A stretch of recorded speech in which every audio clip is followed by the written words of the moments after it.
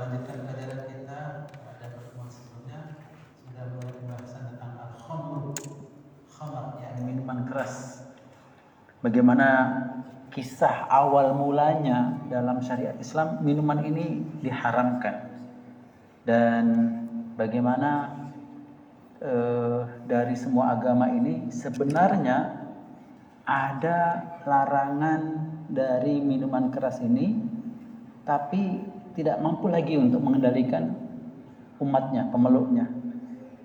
Dan bahkan ada negara-negara yang mencoba untuk melarang beredarnya minuman keras ini, tapi hampir dikatakan tidak ada negara yang berhasil dalam melakukan larangan terhadap minuman keras ini, dan termasuk jenisnya narkoba dan lain sebagainya.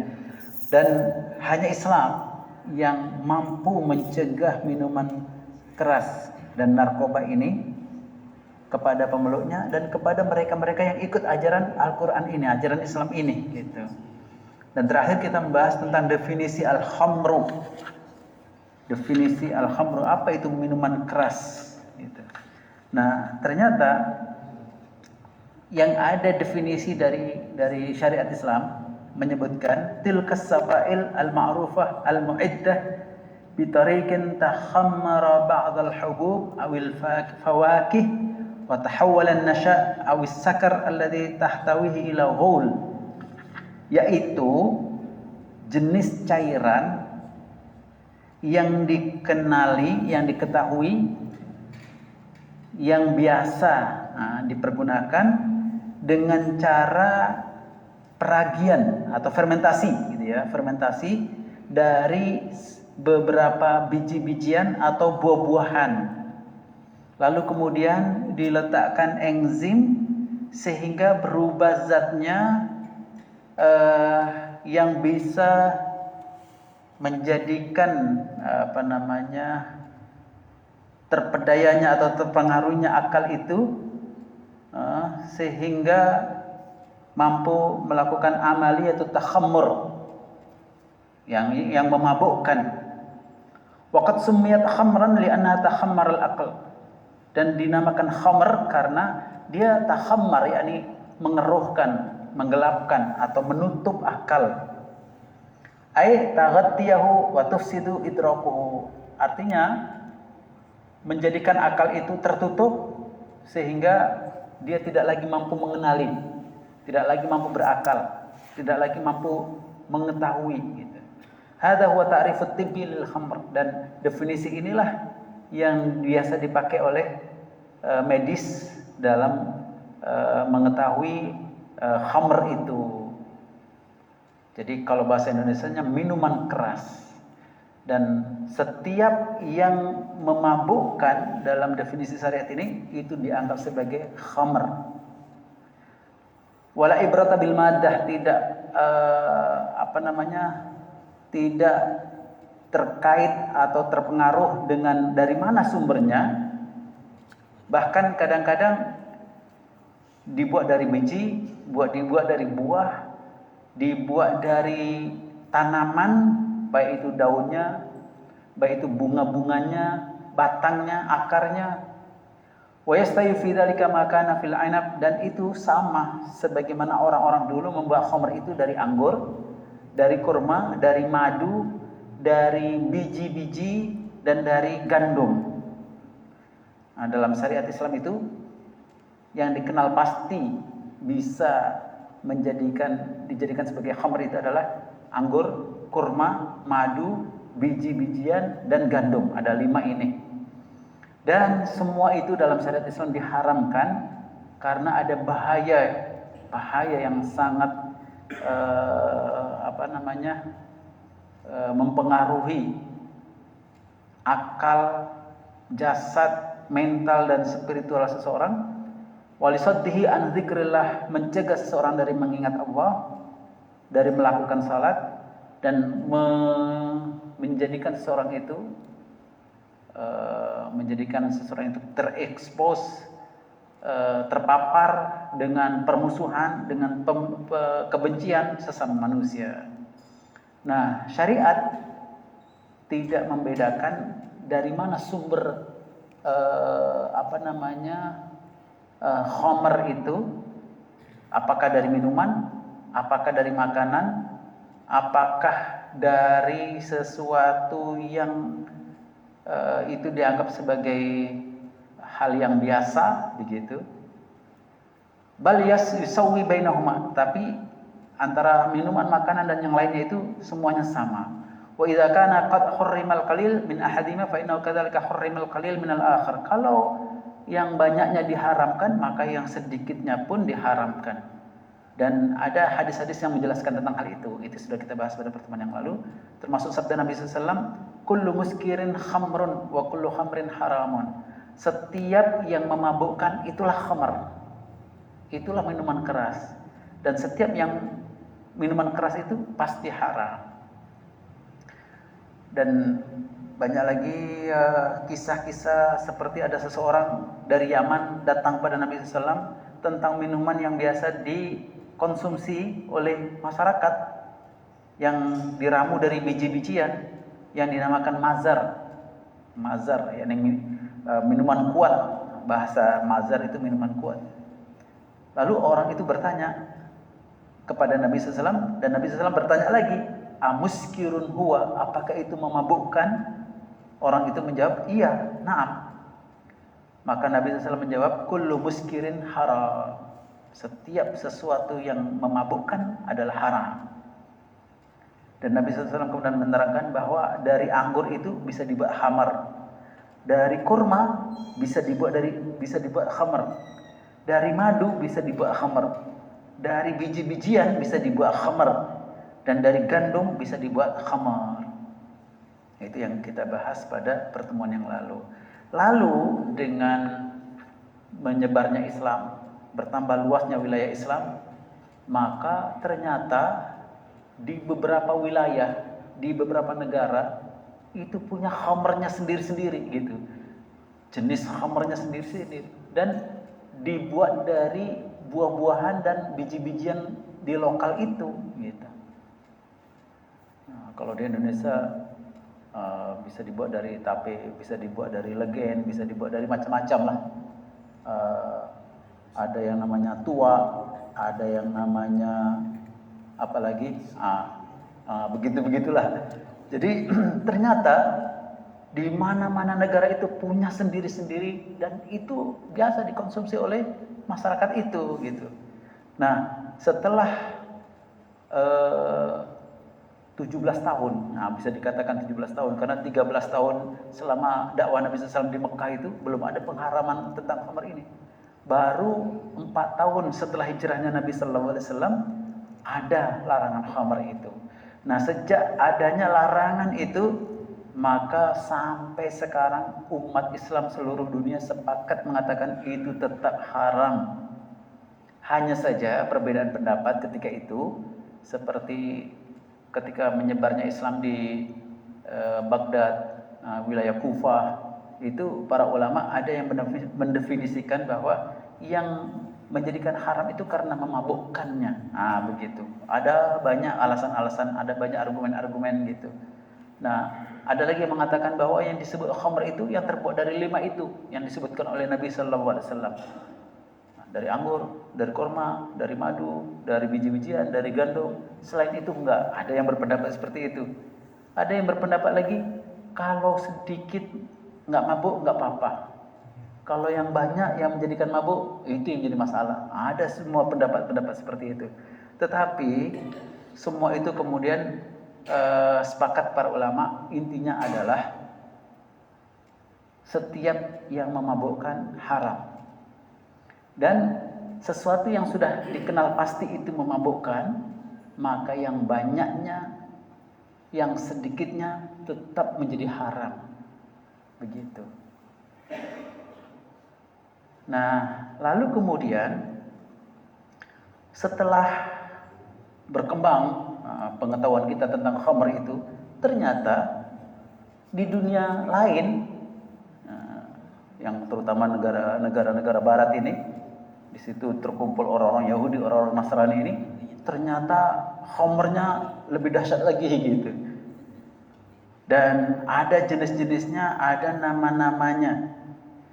dan itu tersebar di seluruh pasar. Makanya kalau ada bisnis minuman keras, maka biasanya itu bisa dipastikan di belakangnya itu ada unsur-unsur Yahudi Nasraninya gitu, karena mereka pengusaha yang oligarki, yang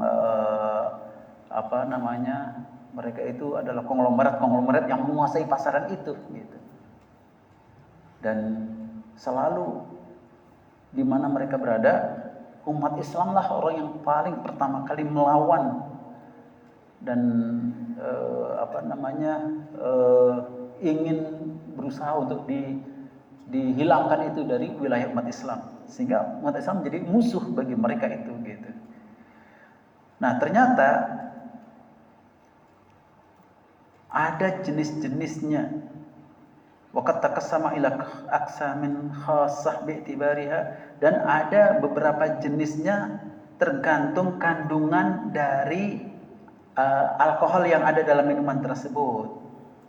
Fahunalika masalan, di antaranya contohnya nih yang tertulis dalam buku ini ya, brandy, whisky, rum, liquor dan yang lainnya, yang kandungannya itu 40-60% alkoholnya. Wah, itu paling keras itu. Biasanya bapak-bapak yang di bidang internasional, pelayaran dan lain sebagainya itu selalu melihat ini seliburan gitu ya. Itu yang paling keras itu brandy, whisky, rum, liquor dan lainnya, itu kandungan alkoholnya, alkohol itu 40-60%. Dan ada lagi yang namanya gin gitu. Kemudian Hollandi, Geneva. Nah, itu kandungannya 33-40%. Dan ada kandungan-kandungan yang lainnya gitu. Tambahan-tambahan perasanya, warnanya dan sebagainya. Ada lagi contohnya Brut. Kemudian Shuri, Madira. Itu kandungannya 15-25%. Dan ada lagi namanya Claret. Ada namanya lagi Al-Huk. Ada lagi namanya Champagne. Ada lagi namanya Burgundy. Itu kandungannya 10-15%. Ada lagi namanya jenisnya Elbirah. Maka kandungannya 2-9%. Contohnya Ale, Bruter, Stout, Stout ini karena tulisannya Arab ya. Kemudian Al-Miyuh dan lain sebagainya. Itu ada jenis-jenis yang di situ kandungannya berbeda-beda. Jadi karena itu sudah menjadi konsumsi internasional gitu ya, sangat terkenal yang begitu-begitu itu. Nah, kemarin ada yang bertanya, bagaimana kalau yang dikonsumsi di masyarakat kita itu ternyata ada kandungan alkoholnya itu, gitu kan? Nah, di sini setiap alkohol itu yang paling ringan itu kandungannya antara 2-9%. Seperti ale, Bruter, Stout, Muns. Nah, jadi itu semuanya kandungannya yang agak rendah. Nah, ternyata kalau kita tanyakan kepada ahli kimia analisis gitu ya, banyak makanan-makanan lokal kita itu ada kandungan-kandungan alkoholnya gitu. Seperti tape, apalagi itu brem, ada itu kandungan alkoholnya itu. Ada tempoyak, ada kandungannya itu. Ada cincalo itu sambal yang diperang, yang masuk ke dalam toples atau apa itu beberapa hari disimpan itu, nah itu ada kandungannya itu.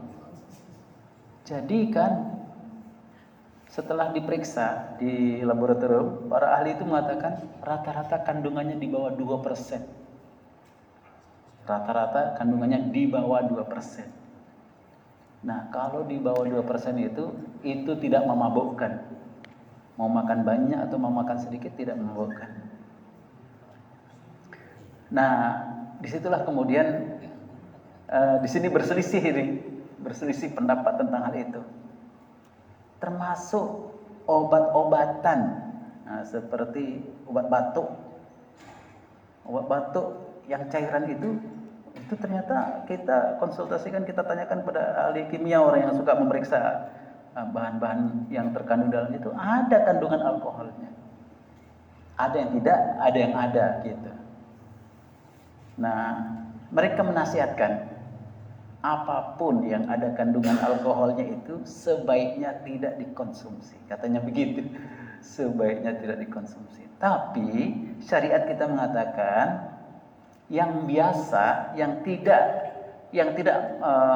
dianggap itu sebagai khamr, yang memabukkan itu, dan itu menjadi makanan pada umumnya masyarakat setempat, dan itu tidak memabukkan, mau yang banyak mau sedikit tidak memabukkan, nah itu yang masih diperbolehkan. Tapi para ahli itu mengatakan sebaiknya jangan dikonsumsi, katanya begitu, karena kita tidak tahu akibat di kemudian harinya itu gitu. Nah, Nabi SAW bagaimana menyikapi dalam hal itu? Nah, ternyata dalam syariat Islam ya juzu syurbil asir wan nabidh qabla ghalyani. Boleh minum minuman jus dari anggur, dari buah-buah yang lain, selama itu tidak berbuih gitu. Berbuih. Nah, Abi Hurairah radhiyallahu anhu meriwayatkan dalam hadis yang diriwayatkan oleh Abu Dawud, Nasai dan Ibnu Majah, bahwa suatu ketika Nabi sallallahu alaihi wasallam berpuasa, dan saat hendak berbuka itu Abu Hurairah menghidangkan perahan anggur, berarti jus anggur gitu ya kan. Fatakhayyanat fitrahu binabidin. Lalu kemudian Nabi SAW mendapat hidangan jus anggur itu di dalam suatu bejana yang terbuat dari kulit. Kemudian saya hidangkan.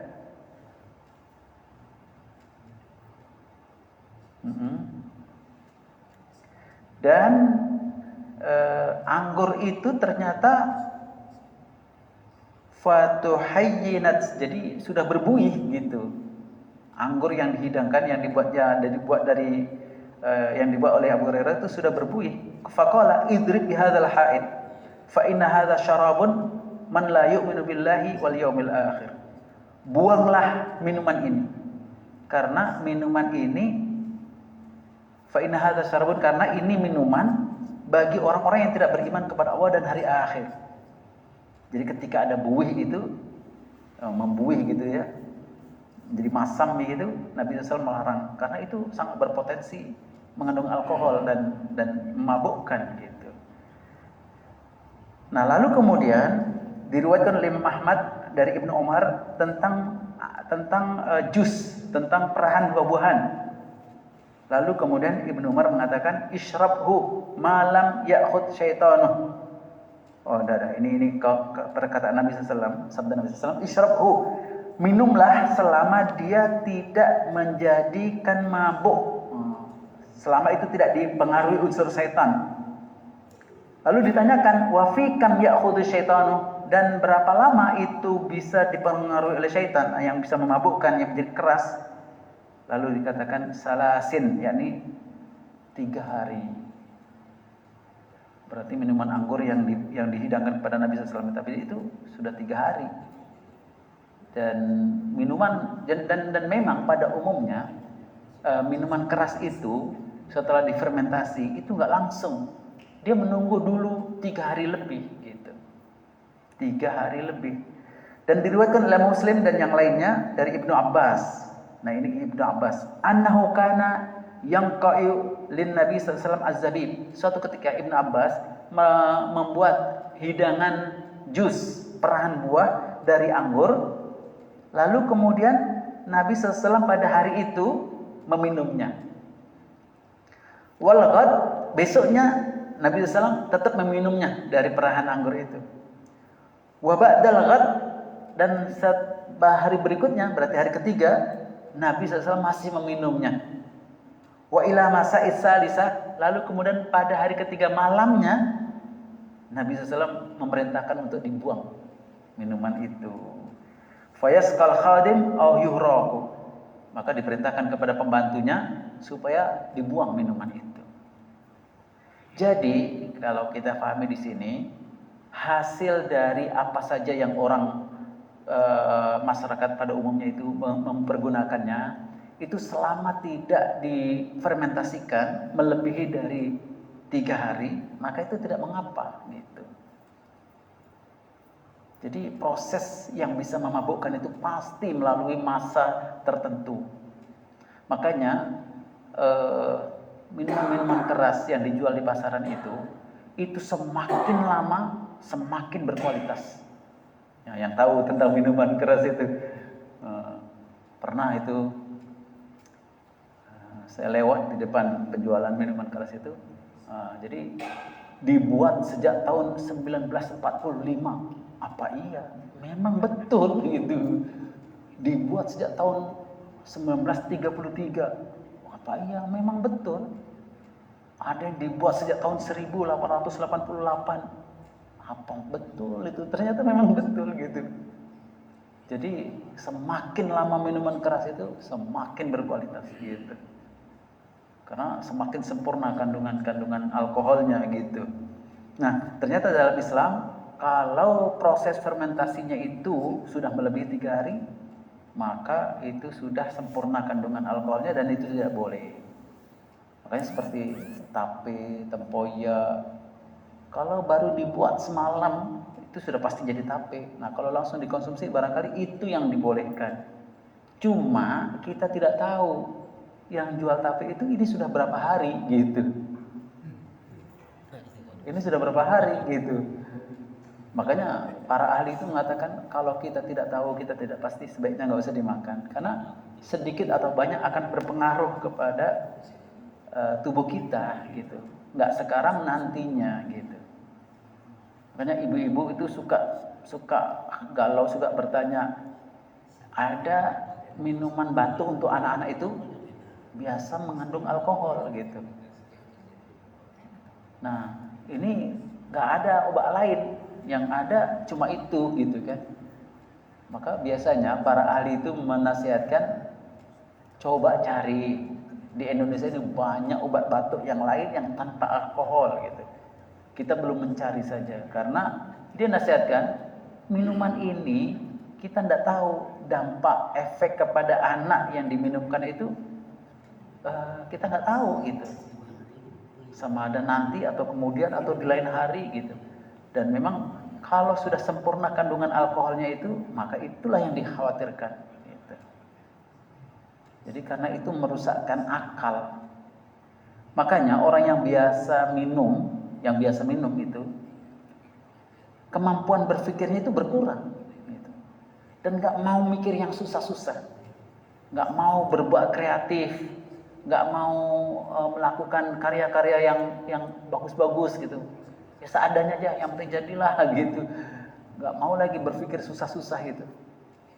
Nah, itu dampak pengaruh dari minuman khamr ini. Berkata Abu Dawud bahwa dalam hadis yang Nabi SAW memerintahkan kepada pembantu untuk membuang minuman itu karena ada rusaknya. Madhannatan dzalika ma zada ala salasati ayyam, karena itu diprediksi lebih dari 3 hari. Dan Aisyah radhiyallahu anha juga selalu menceritakan Aisyah radhiyallahu anha selalu menghidangkan minuman jus, yakni perahan buah kepada Rasulullah SAW di waktu pagi, sore, dan malamnya. Dan Nabi SAW meminumnya gitu. Dan juga La yunafi hadis Ibn Abbas. Jadi Ibn Abbas juga mengatakan bahwa pada hari itu Nabi meminumnya. Besoknya Nabi masih meminumnya. Setelah besoknya Nabi SAW masih meminumnya. Tapi di malamnya pada hari ketiga itu Nabi suruh membuangnya. Wal kullu fis sahih, dan semua hadis yang menceritakan bahwa Nabi SAW minum buah-buahan itu memang benar, sahih, hadis sahih gitu. Minuman perahan buah-buahan itu. Bahwa annahu lam yashrab al-khamr qattu, bahwa dalam sejarah hidup Nabi SAW tidak pernah meminum minuman keras sedikit pun. La qabla al-bi'tsah wala ba'daha, baik sebelum diutuskannya sebagai nabi ataupun setelah diutuskannya. Wa inna ma kana syarabuhu min hadzal nabid, tapi yang diminum oleh Nabi SAW adalah perahan dari buah-buahan, jus, alladzi lam yatakhammar ba'd, yang belum berubah menjadi khamar, minuman keras. Kama huwa musarrih bihi fi hadzal ahadits, sebagaimana yang terangkan pada hadis-hadis itu. Jadi yang disepakati oleh para ulama adalah setiap minuman yang memabukkan itulah khamar. Dan setiap yang disebut khamar yang memabukkan itu pasti sedikitnya banyaknya haram gitu. Itu sepakat para ahli ilmu untuk mengatakan demikian. Terutama para ulama Hijaz, itu nggak ada lagi yang berdebat-debat atau berbeda pendapat tentang hal itu, bahwa yang diharamkan itu mabuknya, kalau nggak mabuk nggak apa-apa, nggak ada yang begitu. Itu biasanya dari ulama Kufah di Baghdad, di sekitar wilayah itu. Nah, itu banyak berdalil, banyak berhujah tentang sebab yang menjadikan haramnya itu. Tapi kalau ulama Hijaz sepakat mengatakan itu. Nah, lalu kemudian pembahasan berikutnya, bagaimana kalau sekiranya khamr itu sudah tidak lagi mengandung alkohol yang diharamkan. Jadi seperti khamr itu kalau diproses itu bisa menjadi cuka. Bisa menjadi cuka. Nah, bagaimana kalau sekiranya khamr yang tadinya diharamkan itu tiba-tiba berubah menjadi menjadi cuka? Apakah itu boleh diminum? Nah, sepakat para ahli ilmu mengatakan boleh. Hanya saja kalau dari khamr itu sengaja diproses menjadi cuka, apakah itu boleh atau tidak? Jadi kalau yang tadi yang disepakat para ulama boleh itu adalah kalau secara natural, secara alami khamr itu tiba-tiba berubah menjadi cuka, maka itu boleh. Nah, ini proses dari khamr, sengaja dari khamr dirubah menjadi cuka. Ada prosesnya begitu, apakah itu dibolehkan atau tidak? Maka para ulama berbeda pendapat dalam hal ini. Ada yang mengatakan tetap haram hukumnya, ada yang mengatakan makruh, ada yang mengatakan boleh, ibahah. Boleh gitu. Karena yang khamr tadi itu memang ada kandungan alkoholnya. Tapi ketika diproses menjadi cuka, sama sekali alkohol itu enggak ada. Begitu. Nah, yang mengatakan haram atau makruh tadi itu karena ada hadis Nabi SAW suatu ketika didatangi oleh Abu Talhah. Dia bertanya kepada Nabi SAW, ada anak yatim yang mendapat warisan satu rumah khamr gitu. Lalu kemudian Nabi SAW menjawab, ihrikha, buang semua khamr itu. Lalu Abu Talha bertanya kepada Nabi SAW, afala aj'aluha khallan, bolehkah itu dijadikan sebagai cuka? Nabi SAW menjawab, la, tidak boleh.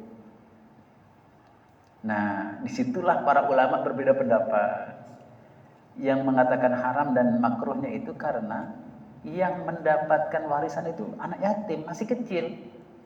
Dia nggak tahu proses-prosesnya itu, gitu. Dan apa yang dijawab oleh Nabi SAW di sini adalah sebagai langkah berhati-hati. Ada istilahnya di sini itu. Jadi Nabi SAW karena yang diceritakan itu adalah anak yatim dan dikhawatirkan itu nanti akan menjadi sesuatu hal yang diperselisihkan, maka itu Nabi SAW mengatakan tidak. Tapi kalau sekiranya dari minuman keras itu melalui proses tertentu bisa menjadi cuka, itu di antara para ulama ada yang membolehkan. Siapa di antara yang membolehkan ini? Yang mengatakan itu di antaranya Umar bin Khattab, Imam Syafi'i, Imam Ahmad, Sufyan Ats-Tsauri, Ibnu Mubarak, Atha bin Abi Rabah, Umar bin Abdul Aziz, Abu Hanifah. Jadi ulama-ulama yang besar-besar juga mengatakan boleh, karena memang kalau diperiksa, diteliti, itu sama sekali nggak ada kandungan alkoholnya. Sama kalau kita tanya kepada para ahli kimia itu, tape yang ada kandungan alkoholnya di bawah 2% itu, kalau sekiranya diproses, digoreng contohnya, atau direbus contohnya, ternyata itu hilang sama sekali kandungan alkoholnya. Nah, para ahli itu kemudian mengatakan, boleh, silakan kalau itu memang nggak ada membahayakan gitu. Jadi begitulah indahnya syariat Islam. Pembahasan-pembahasan itu kita menjadi terbuka wawasan kita. Oh, jadi begitu. Dan Nabi SAW sejak 1400 tahun yang lalu itu sudah menetapkan demikian. Ini haram, nggak boleh. Padahal waktu itu belum ada penelitian-penelitian, belum ada orang ahli di bidang ini gitu. Tapi sejak tahun itulah umat Islam langsung sama sekali, sejak diharamkan khamr itu tidak ada toleransi lagi terhadap khamr ini. Makanya di agama Nasrani, di agama Yahudi ada pengharaman itu, tapi agama itu nggak mampu lagi membendung pemeluknya dari mengkonsumsi khamr ini. Gitu. Islam agama yang bisa dikatakan satu-satunya berhasil mengatur umatnya ini untuk tidak mengkonsumsi khamr itu. Bahkan menjadi bisa dikatakan satu-satunya umat yang melawan keras terhadap konsumsi minuman khamr ini gitu. Nah, termasuk yang dilarang dalam hal ini adalah, inilah hukum Allah Ta'ala tentang khamr, yaitu segala sesuatu yang menggelapkan, mengeruhkan, mengkaburkan akal. Dan selain khamr, minuman, maka segala sesuatu yang menjadikan akal ini kabur, gelap, ya termasuk haram. Mislul bunji. Apa bunji itu? Ya, obat-obatan yang haram itu, narkoba berarti kan? Wal hashish, hashish itu ganja. Wa ghairuhuma minal muhaddirat, dan yang lainnya yang termasuk zat-zat yang berbahaya, yang dilarang, narkoba. Fa innahu haramun li'annahu muskir, semua itu adalah haram karena memabukkan. Dan Nabi SAW bersabda, kullu muskirin khamrun, setiap yang memabukkan itu adalah khamr. Wa kullu khamrin haramun, dan setiap khamr itu adalah haram. Maka ini pembahasannya panjang nih kalau sudah memasuki bab narkoba ini, karena memang ternyata khamr itu ya bukan hanya minuman keras saja, semuanya. Kalau dulu dibuat dari biji-bijian, dari buah-buahan. Nah, sekarang melalui proses kimia itu, dari campuran benda-benda kimia itu, CO2 kemudian dicampur lagi dengan apa, itu menjadi narkoba gitu. Kalau dulu itu berupa minuman, sekarang berupa pil, berupa kapsul, berupa serbuk, berupa soft gel, berupa semacam gunpowder. Nah, itu bisa lebih keras lagi itu gitu. Lintingan-lintingan seperti daun teh gitu, gunpowder. Nah, itu keras lagi itu. Nah, semua itu melalui proses fermentasi tadi itu. Seperti ya tembakau lah. Tembakau itu nggak mungkin langsung bisa dilinting menjadi rokok, enggak. Dia melalui proses dulu fermentasi itu.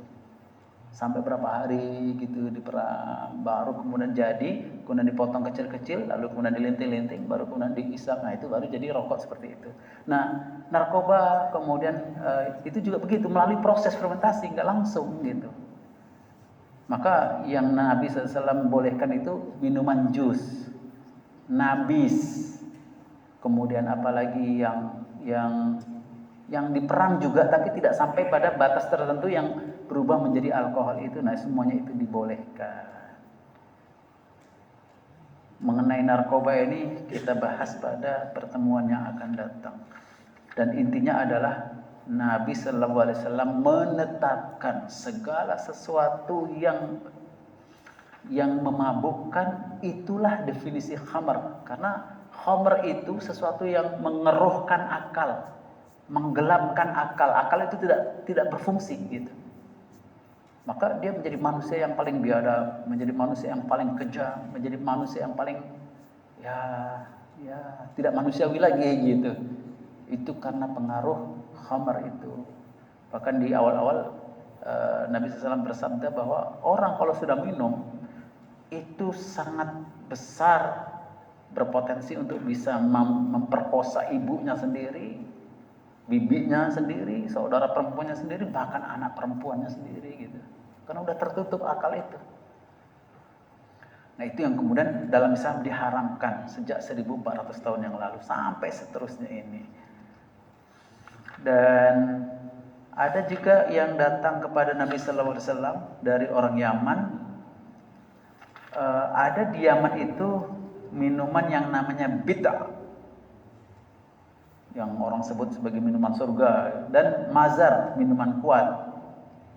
Lalu kemudian Nabi Sallallahu Alaihi Wasallam menjawab dengan jawaban yang sangat padat, kullu muskirin haram. Setiap yang memabukkan haram. Nabi sudah tahu yang biasa diminum oleh penduduk Yaman ketika itu, bahwa ini walaupun orang datang kumpul-kumpul rame-rame, ada yang mabuk, ada yang nggak mabuk, tapi minuman itu Nabi SAW tetap katakan haram gitu. Wallahu a'lam bishawab. Jadi bisa jadi saya yang membacakan bab ini tidak pengalaman, bapak-bapak yang mendengar lebih pengalaman lagi. Itu memang, itu tahulah, itu memang begitu gitu. Jadi bisa jadi hamilu fikhin, orang yang membawa berita, orang yang membawa pelajaran tidak lebih paham daripada yang mendengar. Maka begitulah syariat Islam. Tetap kita bahas walaupun kita sendiri nggak perlu, nggak minum, dan kita nggak ada kepentingan, tapi itu ada dalam pembahasan fikih syariah kita, fikih Islam, sehingga kita perlu tahu gitu. Wallahu a'lam bishawab. Ada pertanyaan, ada tambahan, ada ulis, silakan Pak. Waalaikumsalam warahmatullahi wabarakatuh. Iya. Memang ini kaitannya dengan narkoba, tapi kan kita mau.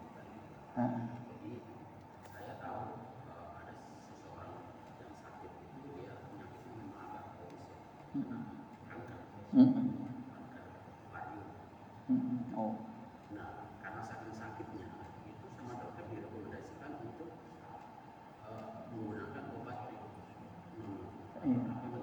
nikotin. Menghilangkan rasa sakit. Iya. Dan itu pasiennya pun tidak tahu, tapi dokter itu berkonsultasi dengan keluarganya. Sementara keluarganya, setahu saya mereka juga orang yang sangat paham mengenai hal itu, tapi karena kondisi sudah sangat mendesak, kasihan melihat orangnya, jadi diperbolehkan, dan itu beberapa kali. Itu pada akhirnya bagaimana hukumnya kalau itu? Iya.